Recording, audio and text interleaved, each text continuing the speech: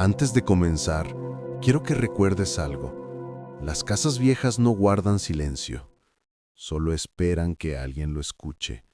Y a veces, lo que se escucha no debería ser escuchado. Mi nombre es Mariela Quintero. Tengo 43 años, nacida y criada en Jalisco. Soy madre de 2 hijos que todavía dependen de mí, y desde los 16 años he trabajado limpiando casas ajenas. He pasado por mansiones, departamentos, casas de familia, oficinas. He visto y escuchado cosas que nunca conté. Pero nada, absolutamente nada, se compara con lo que vivía en aquella casa antigua de Santa Teré, en Guadalajara. Una experiencia que me sigue hasta hoy, aunque hayan pasado años. Una historia que me persigue cuando camino sola y siento que alguien está atrás, cuando apago la luz y el silencio pesa demasiado. Todo comenzó cuando me recomendaron para trabajar en la mansión de don Aurelio Santamaría. El nombre me sonaba. Dicen que era de una familia antigua, de esas que tenían tierras, negocios, conexiones políticas. La casa estaba ubicada en una esquina amplia, cerca de la calle Herrera y Queiro. Era una construcción enorme, estilo colonial, con paredes gruesas y una reja de hierro negro oxidado que chirriaba cada vez que se abría. Algunos vecinos decían que la casa era mala suerte, otros simplemente se santiguaban al pasar. Yo, en ese entonces, estaba desesperada por trabajo. Nada me advertía lo que venía. Don Aurelio era un hombre extraño. Alto, delgado, de piel muy pálida. Caminaba despacio, arrastrando los pies, como si cargara algo pesado sobre los hombros. Nunca me miraba directamente a los ojos. Siempre desviaba la mirada, como si estuviera escuchando voces que yo no escuchaba. Sus manos siempre temblaban un poco. Nunca hablaba de su familia.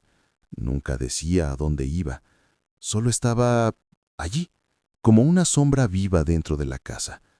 La mansión era fría, incluso en el calor de Guadalajara. Las ventanas permanecían cerradas, las cortinas siempre bajas. Había polvo acumulado que parecía haber estado allí de décadas. Los retratos colgados en la sala principal mostraban rostros apagados de gente que ya debía estar muerta hace mucho. Sus ojos, sin embargo, parecían seguirte mientras caminabas. Yo fui contratada después de que la antigua empleada, doña Marta, desapareciera sin despedirse. Eso fue lo que me dijeron. Se fue, dijeron. Pero nadie me explicó por qué dejó sus cosas, su ropa, sus zapatos en el armario de servicio. Nadie deja su vida así sin avisar. No quise preguntar. Desde el primer día, don Aurelio me impuso 3 reglas. No bajar al sótano, no abrir puertas cerradas con llave, no recibir visitas. Nunca. No pregunté por qué. Las empleadas aprendemos a no cuestionar. Aprendemos a ver sin mirar, a escuchar sin escuchar, a callar incluso cuando algo dentro de nosotras grita que algo no está bien. Pero la casa hablaba. Los primeros días fueron silenciosos. Yo limpiaba los pisos, sacudía el polvo de muebles antiguos, lavaba los baños cuyos azulejos estaban manchados por la humedad. Sin embargo, el olor fue lo primero que me inquietó. Un olor a tierra mojada, pero también a algo más, algo metálico, algo que recordaba a sangre vieja. El pasillo que llevaba el sótano siempre estaba más frío que el resto de la casa, y era allí donde el olor era más fuerte. Con el tiempo comencé a notar otras cosas. Golpes. Golpes que venían desde abajo. No golpes fuertes, sino repetitivos. Como si alguien, o algo, estuviera golpeando las paredes desde dentro. A veces también escuchaba llantos apagados, como los de alguien tratando de gritar con la boca tapada. Pero cada vez que me detenía a escuchar, el sonido desaparecía, como si nunca hubiera existido. Un día encontré tierra fresca en el pasillo, como si alguien hubiera estado cavando, como si la tierra hubiera sido traída desde abajo. Otro día vi a don Aurelio bajar las escaleras con algo grande envuelto en un plástico negro. Lo cargaba con dificultad. Sus manos temblaban tanto que pensé que iba a caerse. Traté de ayudar, pero él gritó, «¡No toques esto!». Sus ojos, nunca había visto ojos así. No eran ojos de enojo, eran ojos de miedo. Como si él no quisiera bajar allí, como si lo hiciera obligado por algo más. Fue en ese momento cuando empecé a pensar en doña Marta, en cómo había dejado sus cosas, en cómo había desaparecido sin rastro. y algo dentro de mí comenzó a despertar. Una mezcla de temor y sospecha que me quemaba por dentro. Una tarde limpiando su habitación, encontré un llavero con varias llaves antiguas. Una de ellas larga, gruesa, con el metal gastado. La llave del sótano. La sostuve en mi mano durante varios minutos. Sentí el frío del metal recorrerme la piel. Mi corazón latía rápido. Sabía que si la guardaba, ya no habría marcha atrás. ¿Y la guardé? Los días siguientes fueron una tortura mental. Soñaba con la puerta del sótano. Soñaba con tierra, con uñas rompiéndose, con voces susurrando mi nombre desde la oscuridad. No dormía bien, no comía bien. Algo me estaba llamando desde abajo. Hasta que llegó el día. Un miércoles, don Aurelio salió diciendo que tenía consulta médica y regresaría tarde. Yo esperé. Conté los minutos. Cuando estuve segura, tomé la llave, bajé el pasillo y coloqué la llave en la cerradura. La puerta se abrió con un ruido largo y profundo, como un suspiro de algo que había estado encerrado demasiado tiempo. El olor fue lo primero. Carne vieja, sangre seca, moho, tierra, un olor tan denso que se podía masticar. Encendí la lámpara. Una luz amarilla temblorosa iluminó el sótano. Había mesas con herramientas oxidadas, sierras, ganchos, frascos con líquidos turbios, ropas viejas amontonadas, pero lo que me congeló fue lo del fondo. Un hoyo grande, profundo, cubierto con tablones de madera húmeda. Mi cuerpo se movió solo, como si no fuera yo, como si alguien guiara mis pasos. Tomé una barra de metal, levanté un tablón y lo vi. Huesos, cabello, restos de ropa, pedazos de cuerpos, no uno, no dos, muchos. Me quedé paralizada. No podía respirar, sentí el mundo hundirse, y entonces... Mariela. ¿Su voz? Giré lentamente. Don Aurelio estaba allí. No sé cuánto tiempo llevaba detrás de mí, no sé si me había seguido, no sé si me estaba observando desde el principio. Su rostro no expresaba ira ni sorpresa. Era una calma vacía. «No debiste entrar», dijo. Su mano sostenía un cuchillo largo, delgado, sucio. No pensé, corrí, tropecé en los escalones, pero seguí. Abrí la puerta de la calle de golpe. El aire me quemó los pulmones. Corrí hasta que mis piernas dejaron de responder. Llegué a una tienda y pedí ayuda. La policía vino. Entraron. Encontraron todo. Se lo llevaron esposado, sin resistirse, como si estuviera esperando ese momento. Salí en las noticias. Me llamaron la empleada que descubrió al carnicero de Santa Teré. Pero lo peor vino después. La familia apareció. Abogados, parientes, hombres que nunca habían pisado la casa. Me ofrecieron dinero para firmar declaraciones. ¿Firmé? Tenía que sobrevivir. Y desde ese día empezaron a seguirme. Un coche sin placas estacionado frente a mi hogar, pasos detrás de mí en la calle, un papel bajo mi puerta. No hables.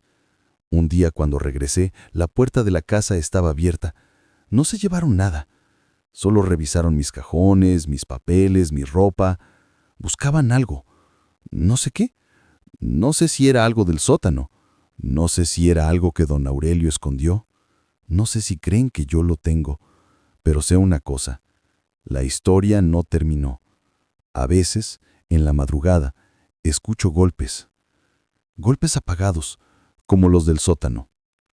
Pero ahora no hay sótano aquí. Solo paredes y algo detrás de ellas. Antes de comenzar, recuerda algo. No hay silencio más peligroso que el de una casa que observa. Y no hay jaula más perfecta que aquella que te hace creer que eres libre. Mi nombre es Marisol Andrade. Tengo 32 años y, hasta hace no mucho, yo creía que conocía bien el trabajo de limpiar casas. Desde los 17 he trabajado como empleada doméstica y cuidadora en distintos lugares. Apartamentos modernos, casas familiares, residencias con niños. departamentos de estudiantes.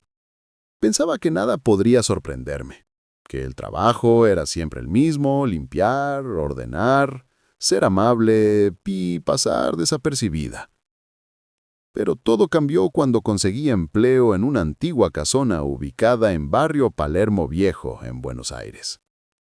Una casa de esas que parecen permanecer ancladas en el tiempo, rodeada por una reja de hierro forjado, con paredes altas cobertas de hiedra oscura y un silencio que no pertenecía a la ciudad. No era una casa abandonada, al contrario, estaba impecablemente conservada. Pero había algo allí, algo que no encajaba. Los dueños eran don Esteban y doña Alicia Quiroga, un matrimonio de alrededor de 50 años. Ambos pertenecían a esos círculos sociales que no se nombran, pero que todos conocen. Hablan en voz baja, toman decisiones importantes sin levantar el tono y cargan una autoridad silenciosa que nadie se atreve a cuestionar. No tenían hijos, ni visitas frecuentes. Su única compañía era un gato persa blanco, viejo y silencioso, llamado Simón, que vivía dormido encima de los muebles como si fuera parte de la decoración. Mis primeros 2 meses allí fueron tranquilos, demasiado tranquilos. Se me pagaba puntualmente, la comida era abundante, y mi habitación, ubicada en el segundo piso, tenía una cama cómoda, una ventana grande y un armario donde guardaba mis pocas pertenencias. Doña Alicia era meticulosa, casi obsesiva con el orden, pero no era cruel. Y don Esteban rara vez me hablaba. Su presencia era silenciosa, distante, como si yo fuera solo una sombra que pasaba. Creí que esa casa sería mi descanso, un lugar donde podría estabilizarme. Me equivoqué. Todo empezó en una tarde nublada de mayo. Yo limpiaba una estantería llena de libros antiguos en la sala principal cuando noté un pequeño objeto oscuro escondido entre los lomos. Era una microcámara, redonda y discreta, perfectamente camuflada. Al principio no me alarmé. Muchas casas de gente rica tienen cámaras por seguridad, pero algo no cuadraba. Aquella cámara apuntaba hacia el interior, no hacia la entrada ni hacia las ventanas. Los días siguientes empecé a notar más. Una cámara minúscula detrás del reloj de péndulo, otra dentro del florero grande del pasillo, otra dentro de un adorno de cristal, todas mirando espacios donde yo solía estar. La incomodidad comenzó a crecer en mi pecho como un nudo lento y pesado. Pero lo peor llegó cuando descubrí la cámara instalada justo frente a la puerta de mi habitación. Y luego otra más, perfectamente escondida mirando mi cama. Esa noche, mientras intentaba dormir, la oscuridad no se sentía vacía, se sentía habitada. Sentía los ojos de la casa sobre mí. Cada respiración mía parecía demasiado fuerte. Me levanté varias veces. Encendía la luz, caminaba por el cuarto, pero el sentimiento no desaparecía. Yo no estaba sola. Comencé a cambiarme de ropa solo en el baño, con la puerta trancada, la llave puesta y la ducha abierta para que el vapor bloqueara cualquier posible audio. Dormía con la ropa puesta, con el cuerpo tenso, como un animal acorralado. Necesitaba saber hasta dónde llegaba esa vigilancia. La oportunidad surgió una noche de miércoles cuando doña Alicia y don Esteban salieron para un evento social. Siempre se iban por unas 2 horas, 3 como máximo. Y esa noche yo sabía exactamente lo que iba a hacer. Me dirigí al despacho de don Esteban, ubicado en la planta baja. Era un lugar donde yo no tenía autorización para entrar. La puerta casi siempre estaba cerrada con llave, pero esa noche estaba entreabierta. O tal vez él la dejó así a propósito. Nunca lo sabré. El despacho estaba iluminado solo por la luz de la calle reflejándose en la ventana. En la esquina vi algo que me heló la sangre. Un sistema de monitoreo con 3 pantallas encendidas. Y junto al teclado, pegado con cinta, un papelito amarillo con números escritos. Una contraseña. Mis manos temblaban. Mi respiración era un estruendo en mis oídos. Digité los números. Las pantallas se desbloquearon. Y allí estaba yo, durmiendo, comiendo, troceando verduras en la cocina, sentada en mi cama con el teléfono, cambiándome de ropa, cuando todavía no sabía nada. Había decenas, cientos de videos, clasificados por fechas, horarios, ángulos. Y entonces la vi. Una carpeta con mi nombre. Habitación Marisol. Dentro, archivos catalogados diariamente. Y al lado de esa carpeta, otra llamada Anteriores. La abrí. Había otros nombres. Camila, Soledad, Rocío, Nair. Todas mujeres.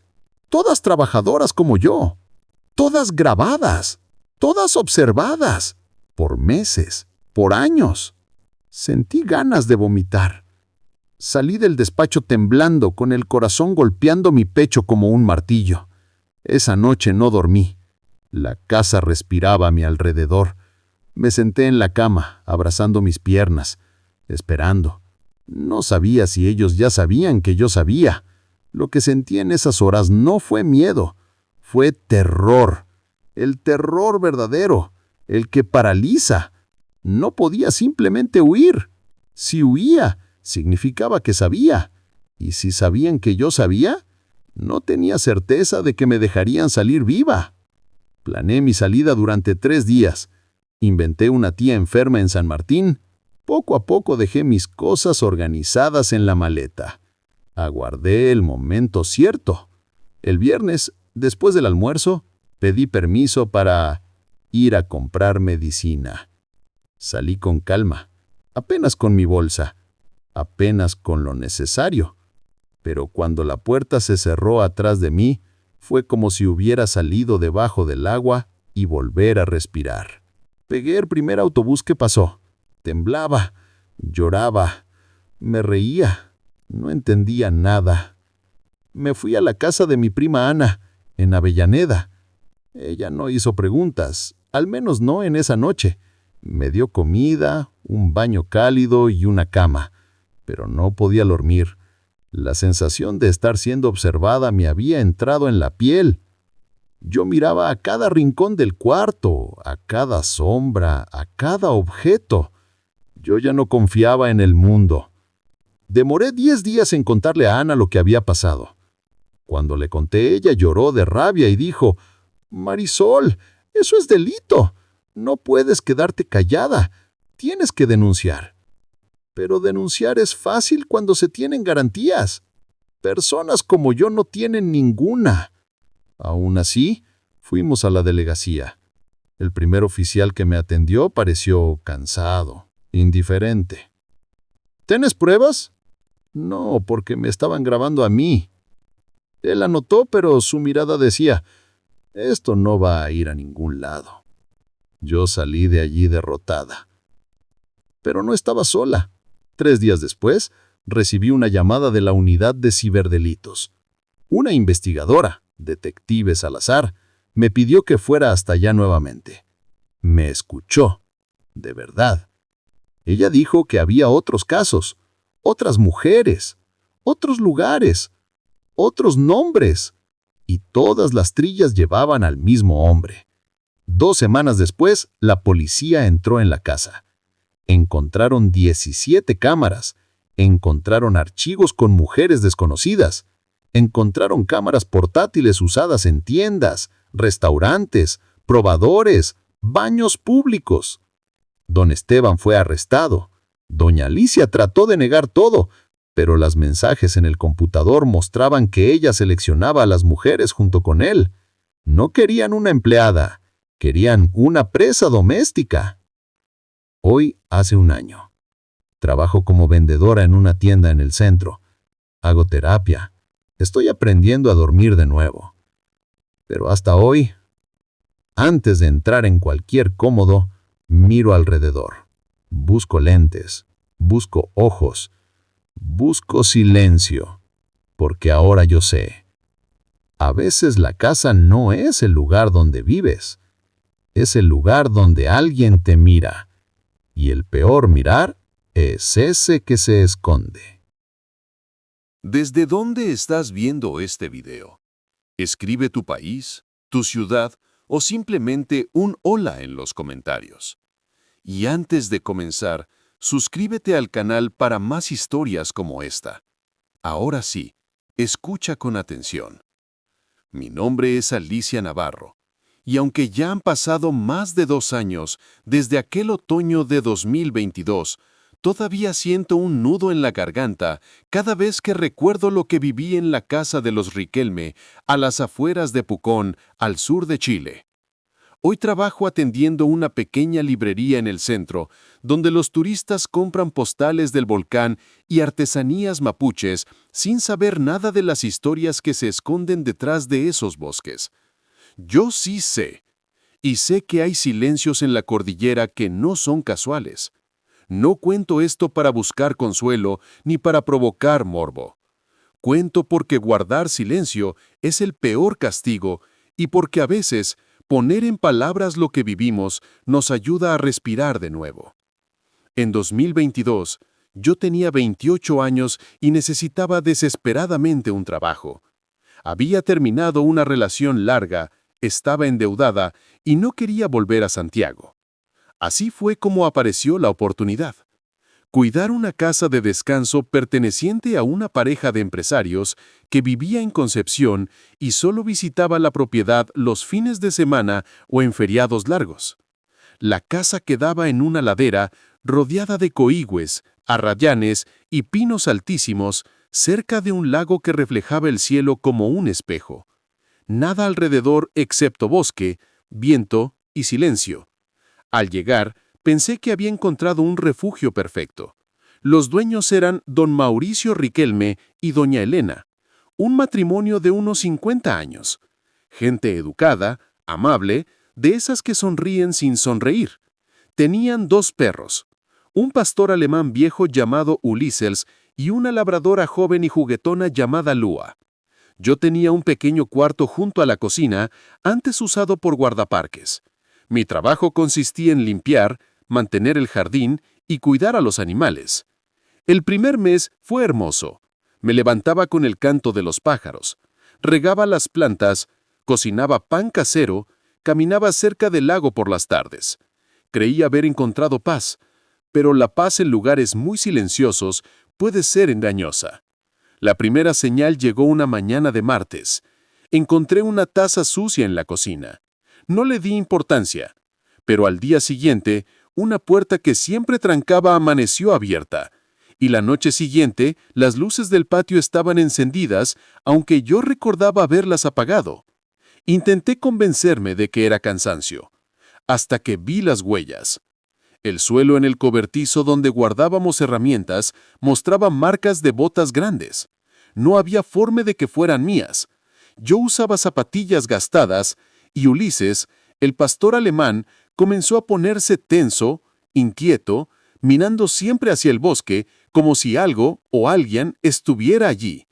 Sentí por primera vez que no estaba sola, pero me obligué a no pensar. La soledad es traicionera. A veces nos hace inventar sombras. La casa tenía 2 pisos, las habitaciones principales estaban arriba. Ninguna se usaba durante la semana. Una noche de abril, cerca de las 10, mientras leía antes de dormir, escuché pasos en el piso superior. Lentos, suaves, pero firmes. Ulises levantó la cabeza, gruñó bajo y luego se quedó en silencio, como esperando. Me armé de valor, tomé una linterna y subí. Recorrí cada habitación. Nada, nadie.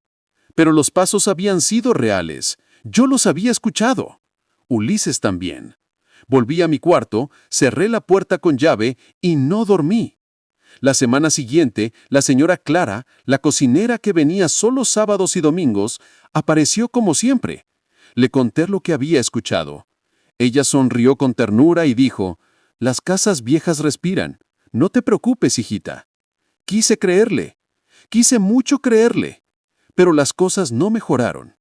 El papel higiénico en el baño de visitas disminuía, aunque yo no lo usara. La basura de la cocina se llenaba demasiado rápido. 2 cervezas desaparecieron del refrigerador. luego una lata de atún, luego medio paquete de pan. Yo estaba compartiendo la casa con algo, o con alguien. Una tarde lluviosa de mayo, escuché un golpe fuerte en el cobertizo. Corrí hacia allí y encontré el candado roto, la puerta abierta y las huellas de botas nuevamente. Esta vez se dirigían al bosque. Llamé a los carabineros. Tardaron casi 40 minutos. Registraron el terreno, vieron las huellas y dijeron, probablemente un ocupante, alguien que se esconde en casas vacías. No está sola en estas lomas. Solo tenga precaución. Solo tenga precaución. Después se fueron, como se va de alguien que acaba de avisar que estás a merced de un desconocido. Los Riquelme llegaron ese fin de semana. Les conté todo. Don Mauricio frunció el ceño, dijo que exageraba, colocó otro candado en el cobertizo y un reflector con sensor de movimiento en el patio, y nada más. Yo seguía sola, y la sensación de ser observada aumentaba cada día, así que empecé a vigilar también. Coloqué ramitas cruzadas en el suelo para ver si se movían. Dejé vasos con agua detrás de las puertas para ver si vibraban. Marcaba la posición de objetos con tiza, y cada mañana algo había cambiado de lugar. Alguien entraba, alguien vivía conmigo, alguien me miraba mientras dormía. No sé cómo seguía ahí. A veces, la necesidad es más fuerte que el miedo. El día del confronto llegó en junio. Yo barría la terraza, cuando entre los árboles vi una silueta. Alta, flaca, toda vestida de oscuro. No se movía, solo me miraba. Nuestros ojos se encontraron. Sentí un choque eléctrico correr por mi cuerpo. Corrí dentro de la casa, trancada cada puerta. Llamé a los carabineros. Cuando llegaron no había nadie. Pero encontraron algo en el bosque. Bolsas negras con ropa gastada, latas vacías, mantas viejas, restos de comida, un cuchillo oxidado. Alguien estaba viviendo ahí. Muy cerca. Los Riquelme contrataron un guardia nocturno, don Leandro, un hombre callado, que conocía la montaña como la palma de su mano.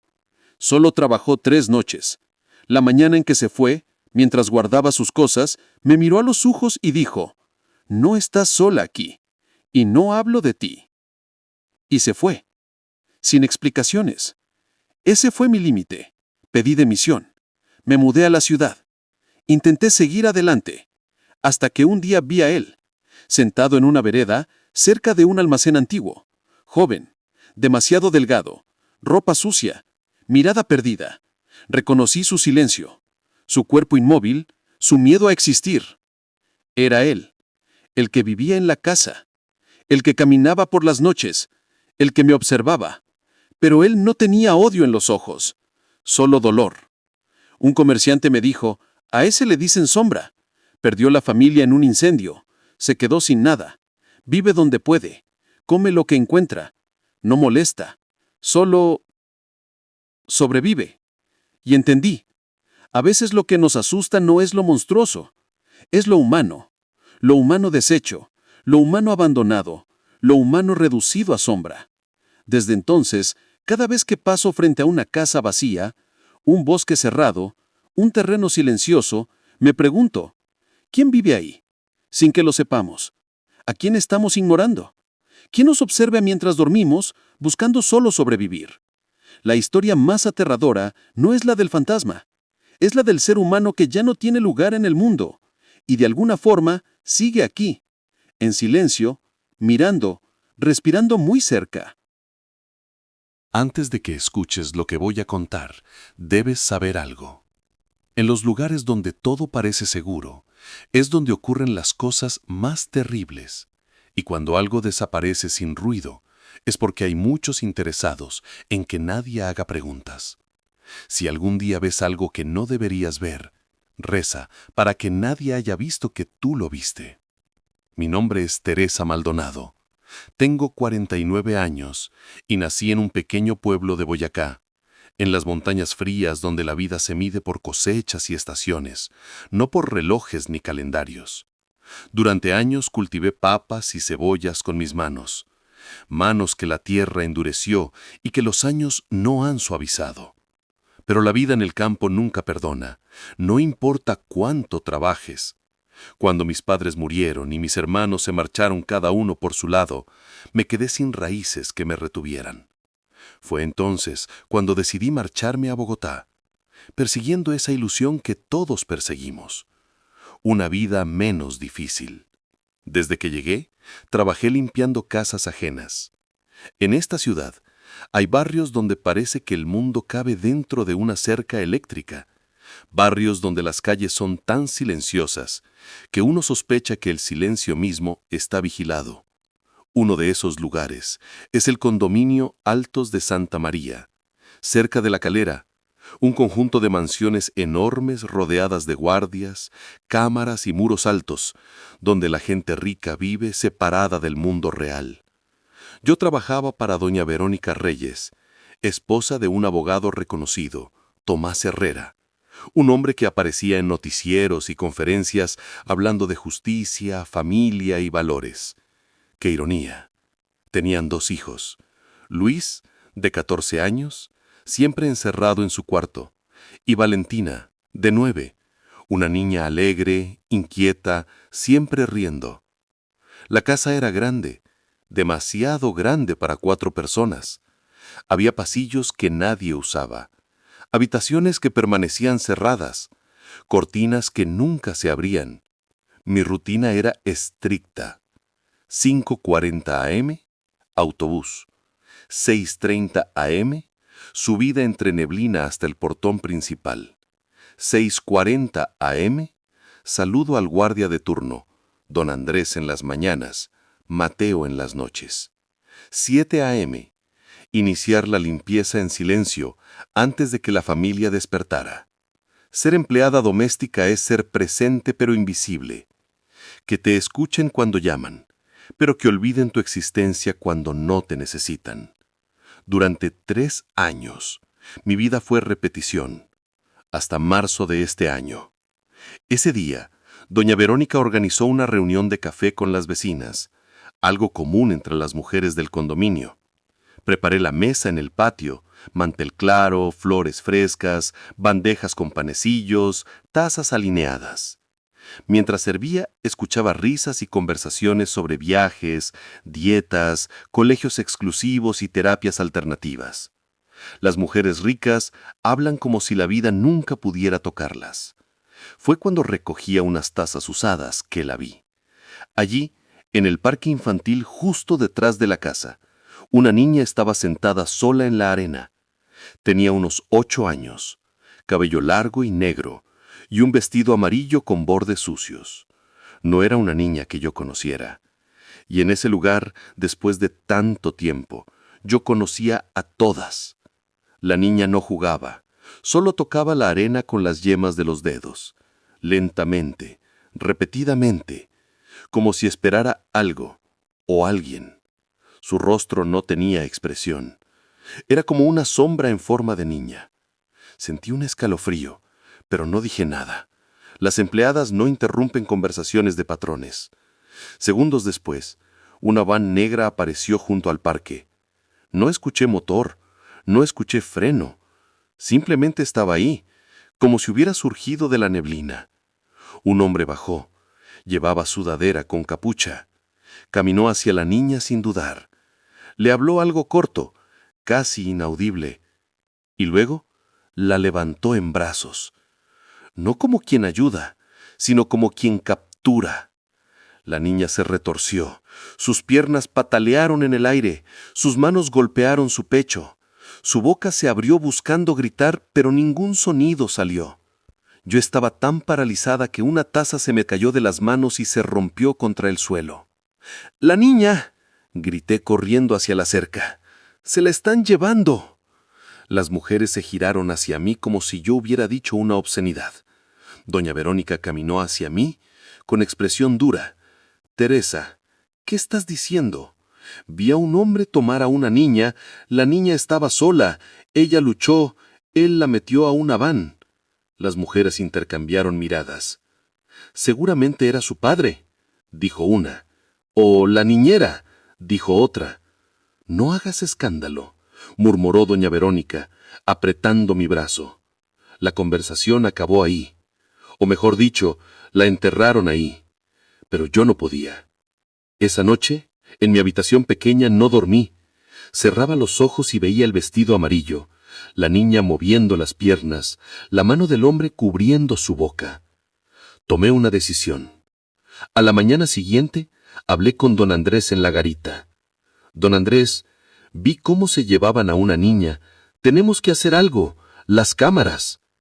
Él me escuchó, y luego con voz cansada dijo, las cámaras del parque no funcionan desde octubre. Sentí que el piso se me abría. ¿Y nadie las arregla? Hay órdenes. Dejarlo así. ¿Órdenes de quién? Teresa, no preguntes más. Esa frase la he escuchado toda mi vida, y siempre significa lo mismo. Hay algo que no debes saber. Pasaron semanas. Nadie habló de la niña. Nadie preguntó. La vida volvió a la normalidad artificial del condominio. Hasta que una tarde, mientras limpiaba la sala, escuché un llanto desesperado. Mi hija desapareció. Era Eliana, una vecina. Fui hasta el tablero de avisos horas después. Y allí estaba, la niña del vestido amarillo, su foto, su nombre, su sonrisa y la palabra desaparecida. Mis piernas casi no me sostuvieron. Fui a contarle a Eliana, pero cuando me acerqué, doña Verónica apareció detrás de mí. Su mirada no tenía lágrimas, no tenía culpa, solo tenía advertencia. No hables, no preguntes, no recuerdes. Fui a la garita otra vez. Por favor, don Andrés, hay que llamar a la policía. Él me llevó a un rincón, lejos de las cámaras. Aquí viven jueces, políticos, militares, personas que deciden lo que se investiga y lo que no. Si usted denuncia, usted desaparece antes que la niña. Su voz tembló. Ahí lo entendí. El silencio no era casual, era estructural, planeado, pagado. Seguí trabajando 2 semanas más. Nadie volvió a mencionar a la niña. El cartel desapareció del tablero. Eliana se mudó sin despedirse. La casa quedó vacía. Cuando entregué mi renuncia, doña Verónica no preguntó por qué. Solo dijo, que le vaya bien, Teresa, sin mirarme a los ojos. Ahora trabajo lejos, en otro barrio, en otra casa, con otra familia. Pero el silencio viajó conmigo. A veces al lavar platos, escucho un sollozo que no está allí. A veces al tender camas, veo un vestido amarillo en mi memoria. A veces al caminar por la calle, tengo la certeza de que alguien me sigue, porque sé que lo que vi no fue un caso aislado. Sé que esa niña no fue la primera, y sé que yo vi algo que debía permanecer invisible. Por eso, nunca sé si mañana, cuando me levante para trabajar, será mi último día. Me llamo Beatriz Salazar y trabajo como empleada doméstica desde hace más de 15 años. He pasado por casas con pisos que crujen como huesos viejos y por apartamentos tan silenciosos que una gota en la canilla parece un trueno. Aprendí a entrar y salir sin dejar huellas, a hablar poco, a resolverlo todo con un trapo húmedo y paciencia. Lo cuento porque, aunque han pasado ya 2 años desde lo ocurrido, todavía hay noches en las que abro los ojos de golpe, convencida de que el edificio respira y que no estoy sola dentro de sus paredes. Todo empezó cuando la familia Menéndez Brum me contrató en Montevideo, en un piso antiguo del barrio Cordón, calle Martín C. Martínez, a 2 cuadras de 18 de julio, y no muy lejos del Parque Rodó. El edificio era de los años 70, fachada con mosaicos gastados, ascensor estrecho con espejo opaco, barandas frías y ese olor a cera y humedad que no se va ni con ventanas abiertas. El apartamento ocupaba el 4º piso, madera de pinotea que gemía al caminar, techos altos, una cocina profunda con despensa al fondo y un pasillo largo que conectaba habitaciones como si fueran estaciones de un tren detenido. Ella, la señora Elvira Brum, era precisa como un reloj. Listas de tareas, cantidades de lavandina por litro de agua, posición exacta de los frascos, brillo esperado en los grifos. Él, el señor Gonzalo Menéndez, casi nunca estaba. Consultor, viajes, reuniones. Los hijos estudiaban internos en el exterior y solo volvían en verano. Mi horario era fijo, 7:30 a 15 horas. Limpiar, ordenar, dejar el almuerzo andando. Todo normal, hasta que aparecieron los mensajes. Fue un martes frío de octubre cuando vi el primero. Yo había vaciado la despensa para reorganizar, latas de tomates, bolsas de porotos, arroz, azúcar en frascos de vidrio, el bidón grande de aceite. En la pared del fondo, apenas por encima del zócalo, había una marca más oscura que el resto, como un trazo. Me acerqué con la linterna del celular y leí casi borrado por capas de pintura: no olvides el nombre. Pensé en albañiles aburridos durante una reforma, en una broma vieja. Pasé el trapo con detergente, pero las letras seguían allí, como si la pared hubiera absorbido la tinta. 2 días después, al guardar los productos de limpieza, encontré el segundo mensaje. Más abajo, pegado al rodapié, escrito con letra apretada: no confíes en ellos. Tragué saliva. Me giré para comprobar que el pasillo estaba vacío. Las ventanas cerradas. El clic del reloj en la sala sonaba demasiado fuerte. Quise atribuírselo a los hijos, pero los hijos no estaban. Quise culpar a mi memoria, pero yo no escribo en paredes. Desde ese momento, entrar a la despensa me dejaba un nudo en el estómago. A mediados de noviembre, el tercer hallazgo. Mientras acomodaba cajas de cereal, una tabla del piso chasqueó. Me agaché y noté que una de las uniones se levantaba lo suficiente para asomar una uña. Tiré con cuidado. Debajo había un papel doblado. Estaba húmedo en las esquinas, amarillento. Lo abrí. Ayúdame.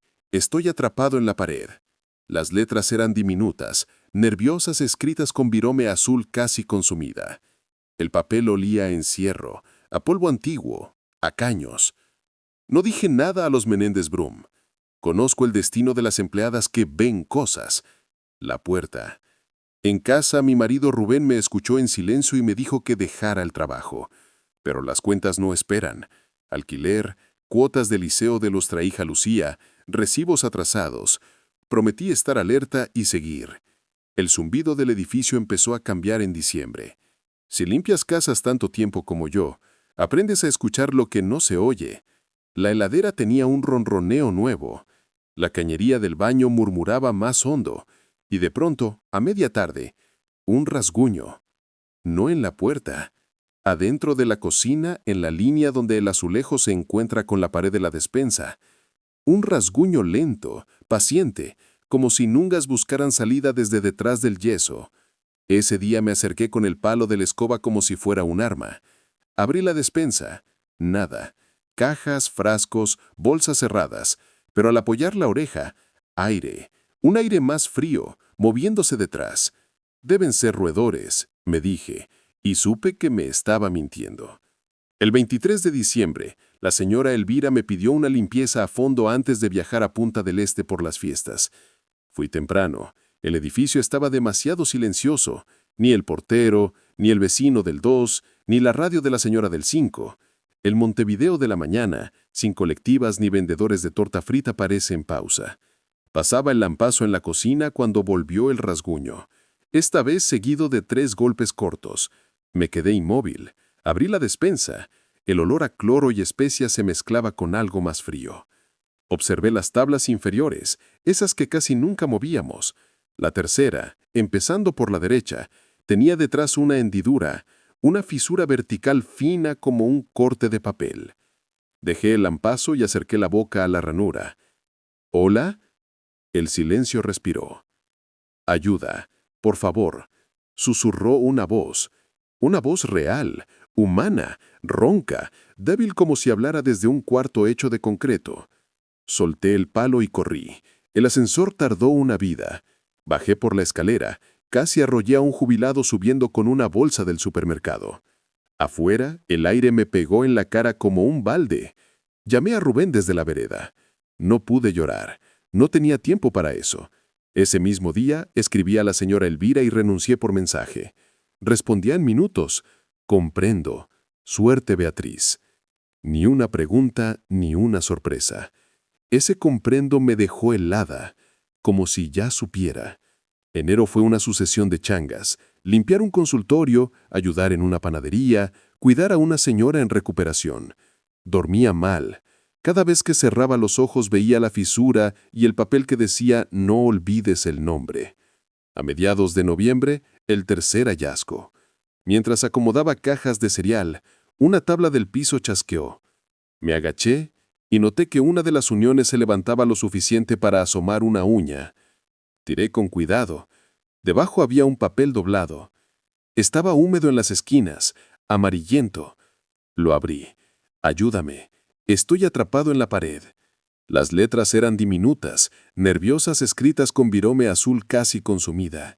El papel olía a encierro, a polvo antiguo, a caños. No dije nada a los Menéndez Brum. Conozco el destino de las empleadas que ven cosas. La puerta. En casa, mi marido Rubén me escuchó en silencio y me dijo que dejara el trabajo. Pero las cuentas no esperan. Alquiler, cuotas del liceo de nuestra hija Lucía, recibos atrasados. Prometí estar alerta y seguir. El zumbido del edificio empezó a cambiar en diciembre. Si limpias casas tanto tiempo como yo, aprendes a escuchar lo que no se oye. La heladera tenía un ronroneo nuevo. La cañería del baño murmuraba más hondo. Y de pronto, a media tarde, un rasguño. No en la puerta, adentro de la cocina, en la línea donde el azulejo se encuentra con la pared de la despensa. Un rasguño lento, paciente, como si uñas buscaran salida desde detrás del yeso. Ese día me acerqué con el palo de la escoba como si fuera un arma. Abrí la despensa. Nada. Cajas, frascos, bolsas cerradas. Pero al apoyar la oreja, aire. Un aire más frío, moviéndose detrás. Deben ser roedores, me dije, y supe que me estaba mintiendo. El 23 de diciembre, la señora Elvira me pidió una limpieza a fondo antes de viajar a Punta del Este por las fiestas. Fui temprano. El edificio estaba demasiado silencioso. Ni el portero, ni el vecino del 2, ni la radio de la señora del 5. El Montevideo de la mañana, sin colectivas ni vendedores de torta frita, parece en pausa. Pasaba el lampazo en la cocina cuando volvió el rasguño. Esta vez seguido de 3 golpes cortos. Me quedé inmóvil. Abrí la despensa. El olor a cloro y especias se mezclaba con algo más frío. Observé las tablas inferiores, esas que casi nunca movíamos. La tercera, empezando por la derecha, tenía detrás una hendidura, una fisura vertical fina como un corte de papel. Dejé el lampazo y acerqué la boca a la ranura. «¿Hola?» El silencio respiró. «Ayuda, por favor», susurró una voz real, humana, ronca, débil como si hablara desde un cuarto hecho de concreto. Solté el palo y corrí. El ascensor tardó una vida. Bajé por la escalera. Casi arrollé a un jubilado subiendo con una bolsa del supermercado. Afuera, el aire me pegó en la cara como un balde. Llamé a Rubén desde la vereda. No pude llorar. No tenía tiempo para eso. Ese mismo día, escribí a la señora Elvira y renuncié por mensaje. Respondió en minutos. «Comprendo. Suerte, Beatriz». Ni una pregunta, ni una sorpresa. Ese comprendo me dejó helada, como si ya supiera. Enero fue una sucesión de changas: limpiar un consultorio, ayudar en una panadería, cuidar a una señora en recuperación. Dormía mal. Cada vez que cerraba los ojos veía la fisura y el papel que decía «No olvides el nombre». A mediados de febrero, Graciela, portera del edificio contiguo, me llamó. «Betty, ¿qué supiste de lo de San Lorenzo y Martínez?» «No, no fuiste la única que se fue. 3 empleadas más renunciaron en silencio. Todas hablaron de cosas raras, voces en las paredes, mensajes que